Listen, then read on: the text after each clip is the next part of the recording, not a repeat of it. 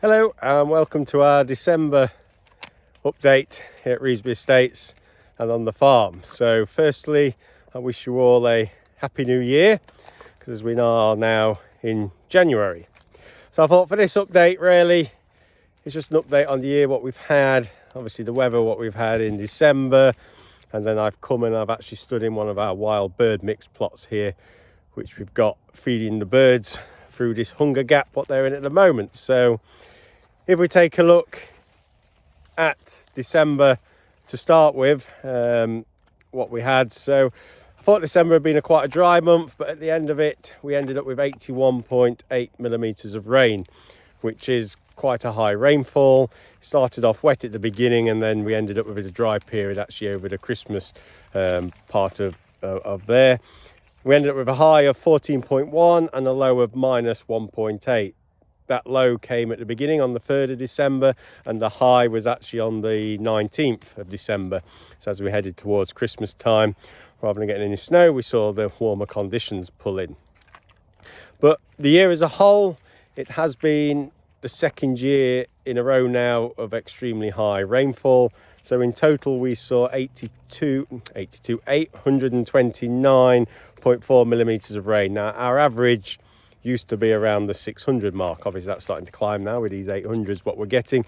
So to see 2 years in a row over 800 mil is quite hard, especially on the farm, adapting to those conditions, the extremes of the weather, the flooding what we get, and trying to keep that water flowing. Certainly the techniques we use with the direct drill, leaving nature to correct soil, does help the water drain through and helps not allowing a lot of soil sediment to be washed into the ditches. So also December as a whole, we saw a low of minus 6.7, which was back in January last year, and then we had a high of 31 degrees which we saw in August. So temperatures, even though it says it was one of the warmest year on records, was pretty normal for us on the farm here as we go. So as we go now into 2025, hopefully we can return to some more normal sort of weather conditions, because I'm aware every single update last year was all about the rainfall we'd had and how wet it had been yet again. So fingers crossed we'll see some return to more normal conditions. So December, what have we been up to on the farm? It really was a month of mainly in the workshop for the lads, getting machines prepped for the spring coming, getting everything serviced up, put away for the winter if you like, get them out the extremes of the weather just to protect them. And then we are pretty much all good to go because spring will soon be here. We will start in February back on the land, either planting spring crops or putting some fertilizers on to the wakening up crops, because oilseed rape, as the day lengths start to stretch, which they are already starting to do now, it is driven by day length, not temperature, and it is already starting to waken up. So in another sort of 3 weeks we'll certainly start to see where it starts to get a demand for some nitrogen. So that's really December. So like I said, we're in this wild bird mix plot here. I'll spin the camera around and we'll take a look at what we're actually stood among. So yeah, we're in this wild bird plot here. Rhubarb's getting very interested, trying to sniff out where the wild birds may be. But what we're looking at in here, it's looking a bit shabby at the moment, a bit poor, because the birds have actually been hitting it quite hard. So you can see we've got the long stalks. These ones here are actually sunflowers. In the summer, this looked an absolute picture of the yellow heads, the golden heads of the sunflowers. These here now, you can see, have been hit very, very hard by the birds, and there's no seeds at all left. There's just one actual in there, but they've had all the other seeds out of these now. These are providing seeds during the hunger gap, as we call it. So right now, there's no drillings, no plantings going on. So there's no seeds being planted for the birds. There's no growing crops for them to be eating. So it's really the wild hedgerow berries, ivy berries, hawthorn berries, sloes, things where they're having to pick and to eat. So we plant these crops here in these fields. We now do it as whole field. It is part of a government scheme, and we've given whole fields aside to nature. And you can see, as well as the sunflowers in here, we've got the grain, the cereal grain seeds in here for different types of birds.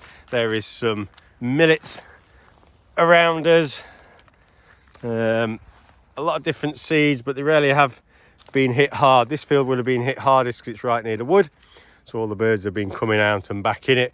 But we've got another 2 fields beyond that hedgerow where I've got these in it as well, so a really nice bank of seeds to help the birds through the winter months. I've just moved down onto one of them other fields now, and yeah, like I say, the other one was right near the woods, so the birds have been coming out. This one's still being hit fairly hard by the birds, but we've got a lot more seeds left. So you can see there's a lot more sunflowers still standing, and I know some of these, when you look at them, this one here for example, there's still a lot of seeds still amongst them. And again, this big one here, you can still see quite a lot of seeds for the birds to come and peck at. A lot more of like the triticales still here with the seed in them. We got some quinoas as well, still with the seed in them.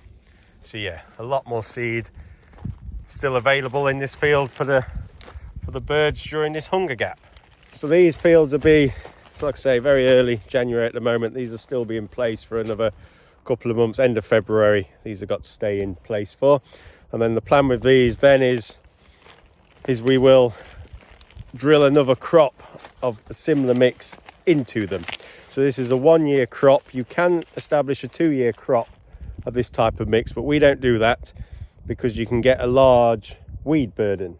If we look in the bottom, so as you look down through the story of the wild bird mixes, you get in the bottom here, we've got some chickweeds in here. There is also some grass weeds growing in the bottom here, and we'll get quite a lot of blackgrass because we are on the low-lying lands, we are on the wetlands. You can see just there is some stud water after Monday's 50 plus mil of rain all in one day.